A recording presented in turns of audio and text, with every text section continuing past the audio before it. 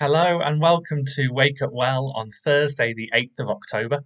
My name's Tim, and today we're going to be thinking about one aspect of living life in God's kingdom, of putting Him first and letting Him shape who we are as His kids. I've been thinking and reading and watching a lot over the last few months about a movement called minimalism, which has become popular recently.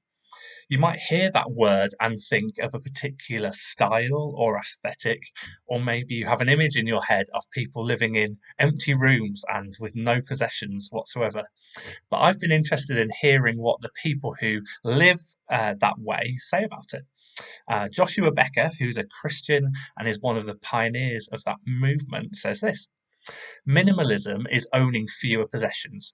It is intentionality. It is freedom from the passion to possess.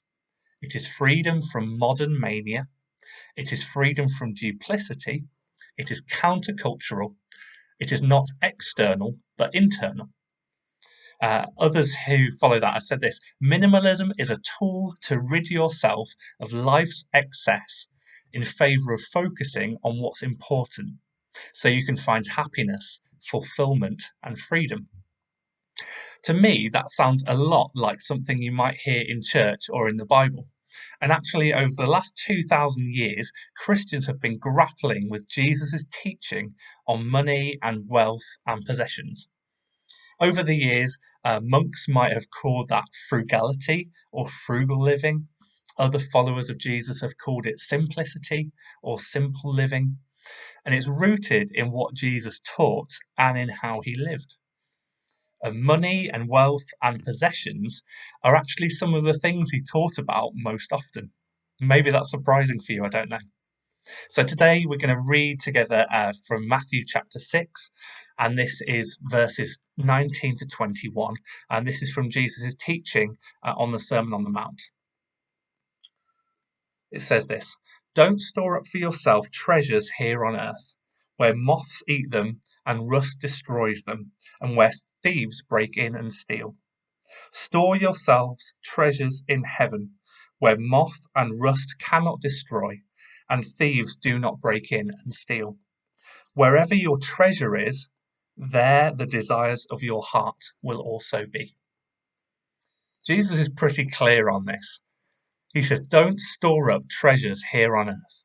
That is, don't accumulate stuff, but store up treasure in heaven. And I would say that storing up treasure in heaven would be living a kingdom lifestyle.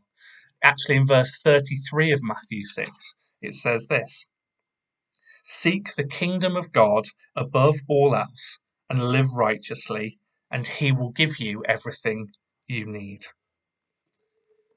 Don't accumulate stuff, but live a kingdom lifestyle, seeking God's kingdom first above all else. If you've read any of Jesus' teaching before, or if you've heard people speak about it, you'll know that Jesus is interested in the heart. He's interested in what's going on inside each of us. What's clear from this passage is that if we want to know about how we're doing internally and spiritually, and what the desires of our heart might be, then we can tell that from where we're storing our treasure. Where is our focus? Where are we putting our time and our energy and our investment? Where's our attention and where's our affection? If we're surrounded by stuff that we don't need, or if our diaries are always full of things that we're not that passionate about, or if we're struggling financially because we're spending close to or more than what we earn, it's probably a sign that our focus isn't quite right, that we have a divided heart. And the call of Jesus is to wholehearted devotion to Him. And that means that we have to live with a simplicity of heart. It means that we learn to be content in Him, regardless of our external circumstances, regardless of how much stuff we have, or how much we're earning, or how good life feels. Richard Foster said this: a carefree unconcern for possessions is what marks life in the kingdom. And the amazing news that I've found is that when I'm less focused on accumulating stuff, and more focused on God and His kingdom, then my life will have bigger gaps in it for joy and for peace and for generosity. When I'm less focused on my own selfish ambition or desires, I've got far more time for God's desires, for His very best for my life. I've actually found that Jesus knows what He's talking about here. And if we trust Him, we can learn just how good He is again.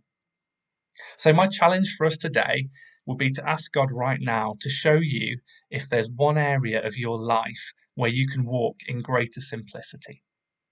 Maybe you could give away some of your stuff, some of the things that you've accumulated that you've actually found that you don't need, that you don't use that often.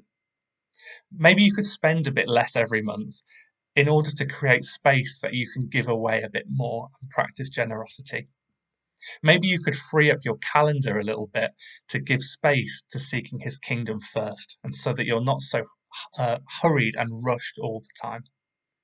So, my prayer for you today is that you'll be able to walk in greater simplicity and freedom so that you can live in wholehearted devotion of God and that you can seek first His kingdom in your life.